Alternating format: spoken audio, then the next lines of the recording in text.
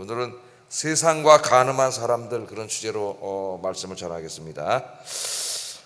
성경을 읽어보면은 하나님과 성도들 간의 관계를 설명하는데 여러 가지 이제 메타포를 사용합니다. 이제 은유를 사용하는데 제가 여러 가지 말씀드렸죠. 언약의 메타포. 하나님이 이제 우리를 구원하셔서 하나님의 백성으로 삼아 주셨습니다. 그래서 언약 백성으로 삼아 주셨죠. 하나님이 우리를 이제 언약 백성으로 택해 주셔서 하나님 우리 하나님이 되시고 우리 이제 하나님의 언약 백성이 된 겁니다. 그래서 이제 그 하나님이 우리 하나님 되어 주심, 그리고 우리는 하나님의 백성됨, 그게 이제 언약의 핵심이에요. 핵심. 죄인인 우리들을 하나님이 구원하셔서 하나님의 백성 삼아 주심. 하나님 이제 우리 하나님 되어 주시는 것이죠.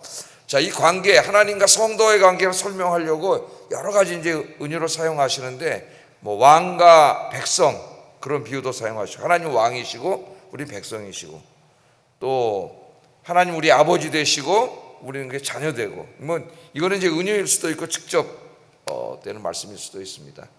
또 하나님 우리의 목자가 되어 주시고 우리는 그 양이 되고, 이게 다 비유죠.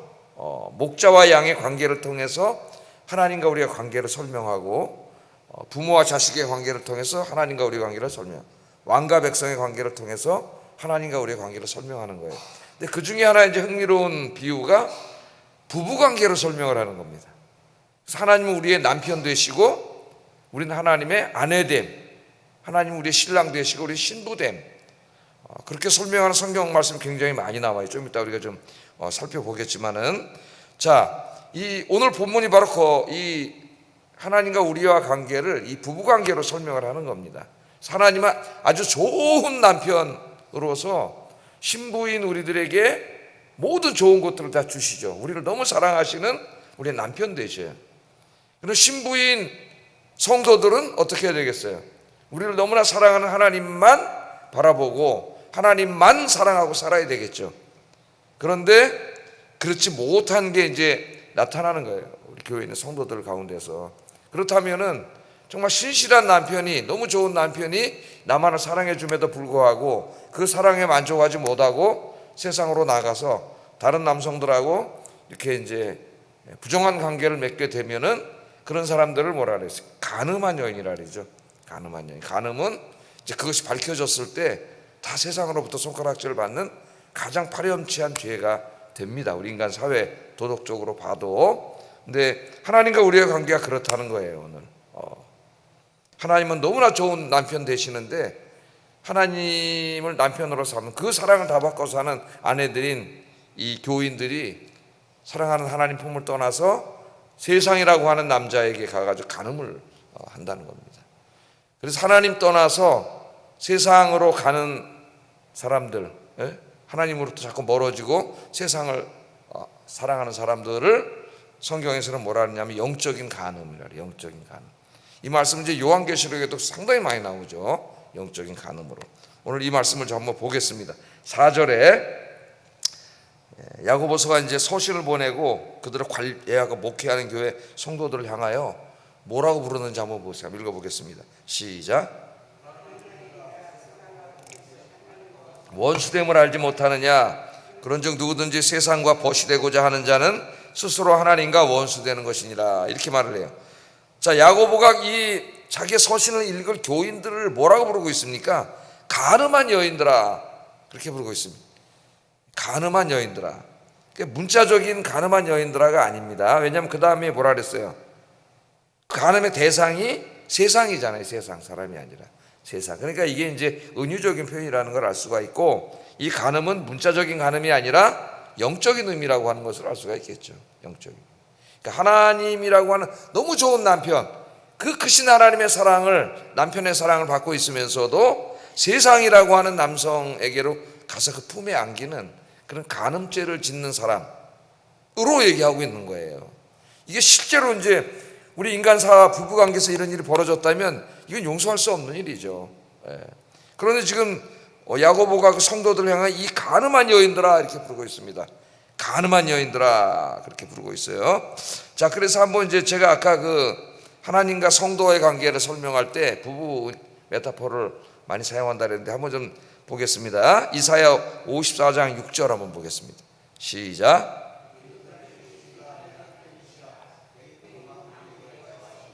내 구속자는 이스라엘의 거룩한이시라. 그는 온 땅의 하나님이라 일컬음을 받으실 것이라. 그래서 이스라엘 백성들이 자꾸 이제 하나님을 떠나서 우상을 숭배하고 세상으로 나가서 죄짓고 이렇게 살아갈 때에 하나님과 하나님의 백성들과의 사이를 설명하기 위해서 너를 지으신 이가 네 누구라 그래요? 네 남편이라고 이렇게 얘기하잖아요. 네 남편이다. 근데 그 남편인데 여러분 한번 구약의 선지서들 한번 읽어보세요. 너무 사랑하는 남편이죠. 자기 아내를. 호세아서 같은 말씀을 읽어보면은 정말 너무 사랑하는 남편이에요. 자, 하나님과 하나님의 백성들 사이를 우리가 이해하기 가슴에 싹 와닿게 설명해주는 비유 하나가 바로 이 부부 비유입니다. 자, 예레미야 선지서는 이렇게 얘기하고 있어요. 그 좋은 남편을 떠나서 세상으로 자꾸 가는 사람들을 향해 이렇게 말합니다. 예레미야 3장 20절 한번 읽어보겠습니다. 시작. 그의 남편을 속이고 떠남과 같이 너희가 확실히 나를 속였느니라 여호와의 말씀이라. 신실한 아내인지 알았는데 나중에 보니까 어떻게 해요? 자꾸 거짓말하고 그러면서 바깥으로 나가서 바람을 피는 거죠. 그런 여성이 바로 누구라는 거예요? 그 정말 파렴치한 여성인데 하나님 떠나서 자꾸 세상으로 가는 사람들이 영적으로 보면 똑같다는 거예요. 똑같다는 거죠. 예레미야가 그렇게 얘기하잖아요. 그런데 이스라엘 족속아 마치 아내가 그 남편을 속이고 떠남과 같이 직이법이죠. 원목같이. 그러니까 같이 너희가 확실히 나를 속였다는 거예요. 속이고 간음을 했다는 겁니다. 영적으로. 하나님이 그 말씀을 여기에 하고 있습니다. 오늘 본문에서 야고보 역시 이러한 성경의 전통을 따라서 자기가 섬기는 교회 성도들을 바라본 거죠. 하나님이 그렇게 사랑하셨는데 남편으로서 사랑하시고 아내 삼아주시고 아내 될 자격도 없는데 아내 삼아주시고 일방적인 사랑, 열정적인 사랑을 베풀어 주시고 좋은 것들을 다 공급해 주심에도 불구하고 그 하나님의 사랑의 품을, 남편의 사랑의 품을 만족하지 못하고 자꾸 세상이라고 하는 다른 남자로 나가고 있는 거예요. 이게 뭐 지금 야고보 서신을 받아서 읽을 그때의 성도들만이 아니라 이 말씀은 지금 우리 모두에게 하시는 말씀이죠. 우리 모두에게. 그래서 뭐라 그래? 야고보는 영적인 간음죄, 이 영적인 간음죄를 얘기하면서 이것이 세상과 벗된 것이고 하나님보다 세상을 더 사랑하는 것이죠. 그렇게 됨으로써 하나님과 원수되는 것이죠. 인간관계로 하면 그대로잖아요. 그죠? 그렇게 너무나 진실하게 사랑한 남편을 배반하고 간음죄를 지면은 그건 어떻게 되는 거예요? 하나님과 이제 그 남편하고 원수되는 거죠. 관계가 다 깨져버리는 겁니다. 그래서 영적인 간음을 하면은 하나님과 맺은 언약 관계가 깨지는 거예요. 원래 하나님의 언약 관계가 깨지면 아무 소망이 없는 거죠. 우리에게는. 자, 그런데 오늘 야고보가 뭘 하느냐면은 두 마음을 품었다 그래. 두 마음을 품었다. 그러니까 두 마음을 품었다는 이 말씀을 보면 하나님을 완전히 떠난 게 아닙니다. 이 사람들. 내가 오늘부터 이제 예수 안 믿을래. 하나님 안 믿어. 보니까 하나님 믿기 뭐가 있어. 나 이제 안 믿어. 교회를 완전히 안 나온 그런 게 아니에요. 여기 야고보가 지금 이 편지를 보내는 이 사람들이, 왜냐하면 두 마음을 품었다 그러잖아요. 두 마음을 품었다 그렇게 말합니다. 그러니까 남편이신 하나님과 또 살면서 동시에 남편을 속이고 세상이라고 하는 남자에게 몰래 바람을 피운 것으로 얘기하고 있어요. 몰래. 그러니까 교회를 떠난 게 아닙니다. 예배를 중단한 게 아닙니다. 교회도 나왔고 예배도 드립니다. 그런데 그들의 마음에는 이미 하나님보다 뭐가 가득 차 있어요? 세상이 더 가득 차 있어요. 세상이. 하나님보다 세상을 더 사랑합니다. 계속 교회에 와 있어도 그 마음속에 하나님이 있는 게 아니라 뭐가 있어요? 세상이 있는 거예요. 세상. 하나님보다 세상을 더 사랑하는 겁니다. 하나님과 영적인 교제를 나누는 것보다 세상의 즐거움, 세상을 즐기는 것을 더 좋아하는 거예요. 그래서 바울은요, 마지막 때가 되면은 이 교회 안에 이런 영적인 간음을 하는 사람들이 엄청나게 많아질 거라고 얘기합니다. 디모데후서 3장 4절. 이게 말세의 하나의 표지예요. 한번 읽어보겠습니다. 시작. 쾌락이라는 게 뭐예요? 세상이잖아요. 세상의 즐거움, 세상의 쾌락, 세상의 기쁨, 이게 바로 세상이라고 하는 이 영적인 남자예요. 이거를 사랑해. 이걸 사랑하는데 뭐보다 더 사랑해요? 하나님보다 더 사랑한다 그러죠. 하나님보다. 오늘 많은 그리스도인들이 교회 나와서 예배드리고 기도도 하고 뭐 이렇게 하지만은 정말 이 사람들이 하나님을 사랑하는가? 아니면 하나님보다 세상을 더 사랑하는가? 그런데 하나님은 바울을 통해서 마지막 때가 되면 많은 사람들이 다 이렇게 영적인 간음을 한다는 거예요. 교회는 나와 있지만은 그들의 마음속엔 세상, 돈, 세상의 쾌락, 즐거움 이런 것으로 가득 차 있다는 거예요. 명예, 인기, 우리가 어제 시기 이런 것도 우리 공부했는데 정욕 이런 것을 공부했는데요. 그런 게 가능하다는 것입니다. 오늘날 많은 그리스도인들이 세상 일에 너무 바쁘고 세상의 즐거움을 누리는데 너무 바빠서 예배드리고 말씀 묵상하고 기도하고 전도하고 봉사하는 모든 일들이 다 피상적으로 흐르고 그것마저도 이제 자꾸 어때야? 자꾸 줄어가는 거죠. 세상이 너무 재밌는 거예요. 세상이. 지금 야고보가 목회하는 교인들 중에 상당수가 이런 신앙생활을 하고 있습니다. 그래서 그들을 향해 칭찬의 말을 한 게 아니라 어떻게 보면 한 인간에게 꼬리표를 붙일 때 가장 부끄럽고 수치스러운 간음한 여인들아, 간음한 여인들아. 우리 그 주원굴 씨라고 하는 나다니엘 호선에 쓴 그 주원굴 씨라는 소설을 여러분 잘 아시잖아요, 그죠? 한 여성이 이제 간음죄를 졌다가 발각이 돼가지고 남편이 이제 멀리 떠나 있는데 남편이 멀리 떠나 있는 사이에 그 여성이 주인공 여성이 임신하다 보니까 그 뭐 누가 봐도 남편 아닌 사람하고 간음을 한 거죠. 그래서 그 기독교 문화, 청교도 문화 아닙니까? 그 당시가. 그래서 어떻게 그 여인에게 A자 애덜터리 간음이라고 하는 그 약을 붙여가지고 평생 살게 하잖아요. 간음이라고 하는 게 사람들이 볼 때 가장 바람직한 죄인데 오늘 이 야고보가 성도들을 향하여 뭐라니 이 간음한 여인들이라네. 간음한 여인들. 그러니까 우리는 내가 내 마음속에 나도 모르게 하나님에 대한 사랑, 하나님에 대한 관심, 하나님을 바라보는 마음, 하나님을 뜨겁게 사랑했던 마음 이런 게 싹 다 식어져 가고 하나님의 자리가 비어져 가고 내 안에 뭐가 생겨요? 자꾸 세상에 대한 사랑, 세상을 사랑하는 거죠. 세상의 것들을, 세상을 즐기고 누리고 이런 것들이 자꾸 커가는 것을 아무렇지도 않게 생각하는 거예요. 그래서 충격적으로 말씀하시는 거예요. 하나님이 그게 아무것도 아닌 게 아니라 성경은 그것을 가장 파렴치한 죄로 여겨요. 하나님은 그게 뭐냐면 바로 남편인 하나님. 그 남편이 무슨 뭐 맨날 뭐 두드러 패고 뭐 때려 부시고 그런 남편이 아니라 정말 모든 것을 다해서 사랑하시잖아요. 그 너무나 좋으신 남편 하나님을 떠나서 그 품에 만족하지 못하고 세상으로 자꾸 가고 있기 때문에 그것은 정말 파렴치한 죄예요. 영적으로 파렴치한 죄라는 거예요. 그래서 간음한 여인들이라고 말하고 있습니다. 간음한 여인. 그러니까 우리가 오늘 이거 충격적으로 받아들여야 돼요. 저도 기도하면서 이제 제가 목회하면서 내 마음속에 하나님보다 더 사랑하는 게 뭐가 있나? 그런 것들을 한번 생각해 봤습니다. 모두 생각을 해야 돼요. 하나님보다 더 사랑하는 것, 그게 다 간음의 대상이에요. 간음의 대상.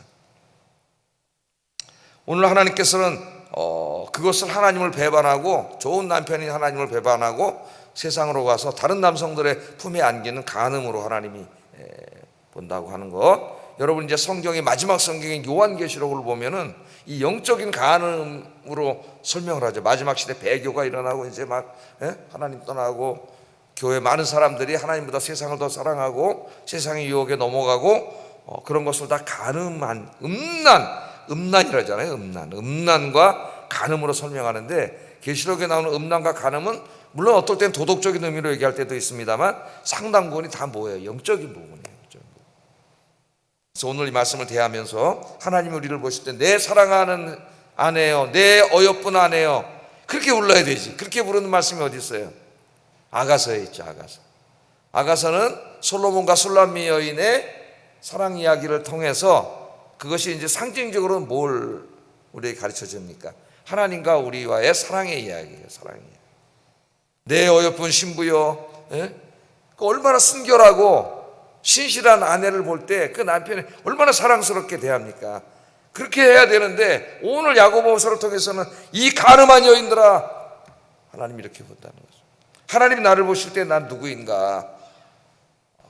오늘 아침에 깊이 한번 생각하시는 저와 여러분들에게 주의 이름으로 축복합니다. 너무나 좋으신 우리 남편이신 하나님 우리가 생각해야 돼요.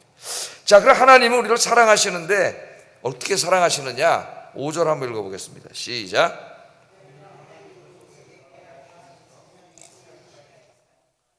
헛된 줄로 생각하느냐. 여기 시기한다는 말은 질투한다는 말입니다. 질투. 이제 사랑하는 관계 속에는 뭐가 생겨요? 어떤 감정이 생겨요? 질투하는 감정이 생기죠. 그래서 아내와 남편이 진짜 사랑한다면은 그 안에는 약간의 질투가 있어야 됩니다. 그러니까 예를 들어서 내가 아내를 사랑하는데 아내가 이렇게 다른 사람을 쳐다봐. 그럼 어떻게 되는 거예요? 내 마음속에 뭐가 생겨요?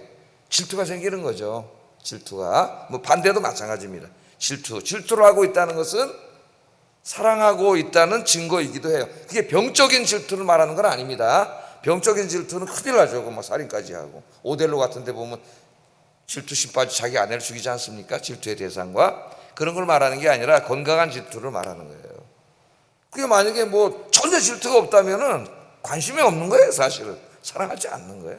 사랑하는 관계에는 약간의 질투가 있습니다. 여기에 이제 하나님이 질투하기까지 사랑한다는 거예요.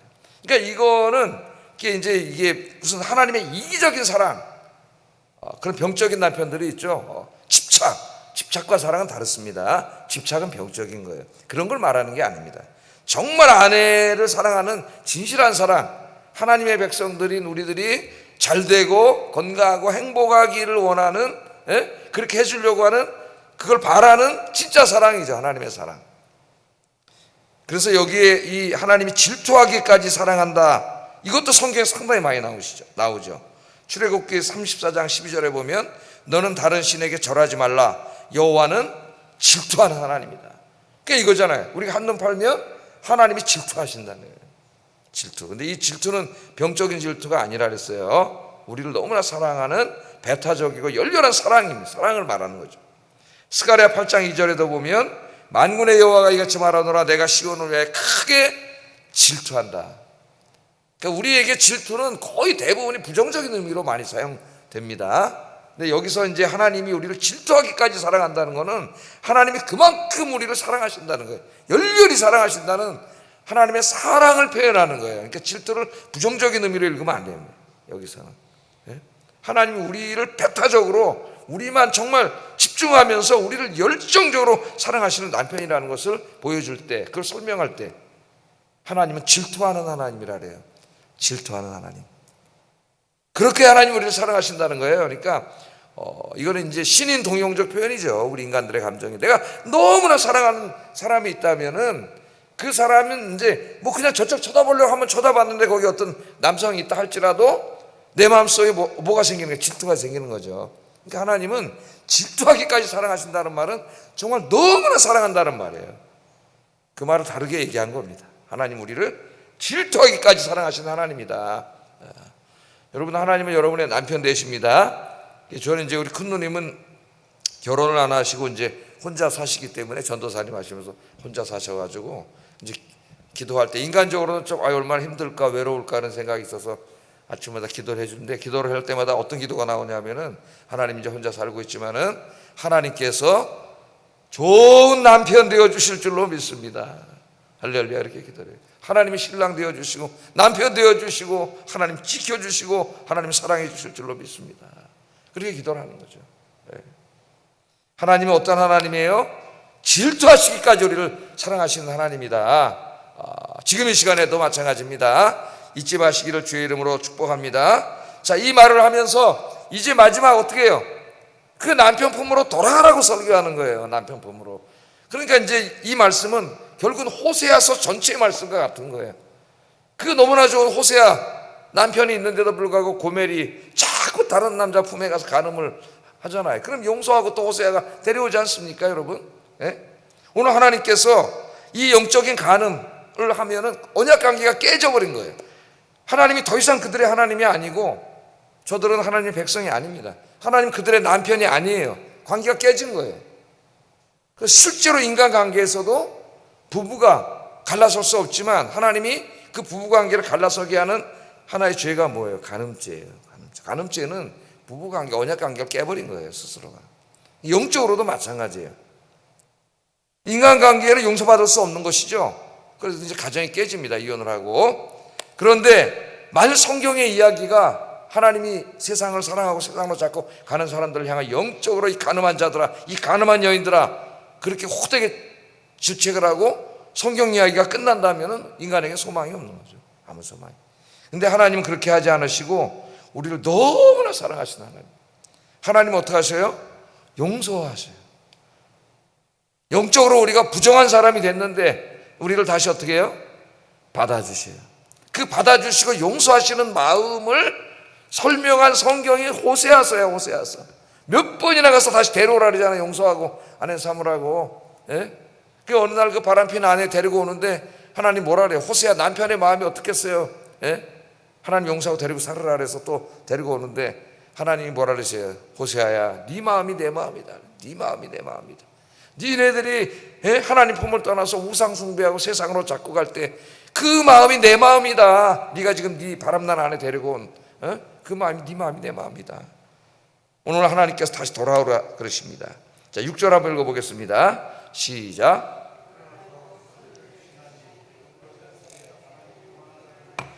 겸손한 자에게 은혜를 주신다 하였느니라. 여기 갑자기 교만과 겸손이 나오는데 그 우리가 말하는 일반적인 교만과 겸손이 아닙니다.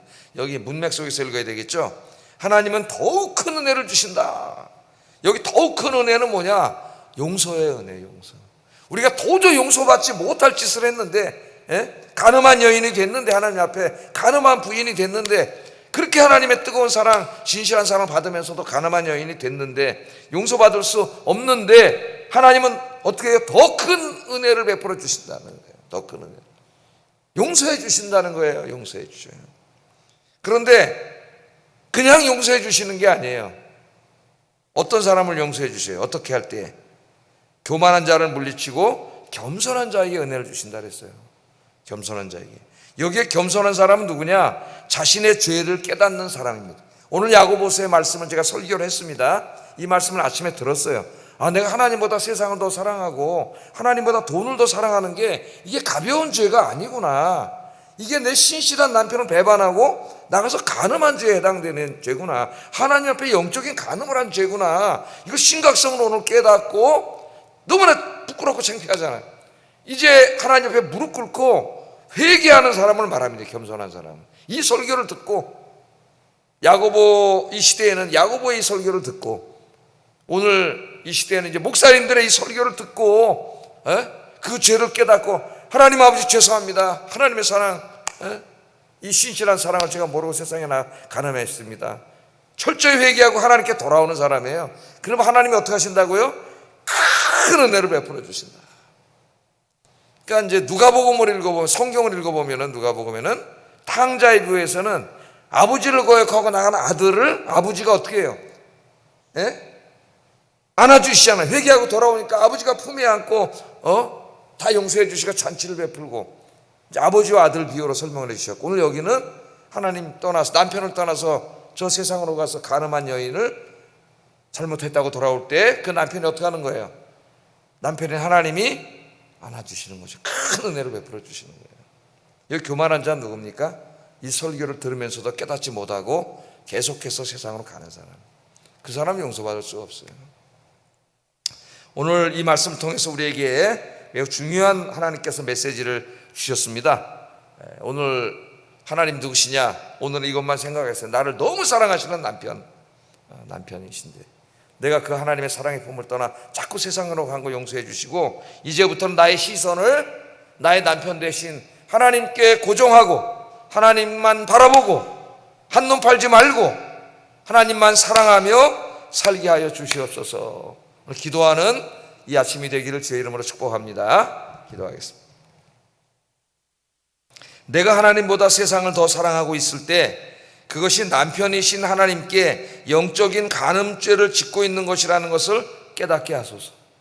두 번째, 나를 너무도 사랑하시는 하나님, 질투하기까지 사랑하시는 남편이신 하나님께 돌아가 하나님만 사랑하고 하나님만 생각하며 하나님만 바라보고 살게 하소서. 기도하겠습니다.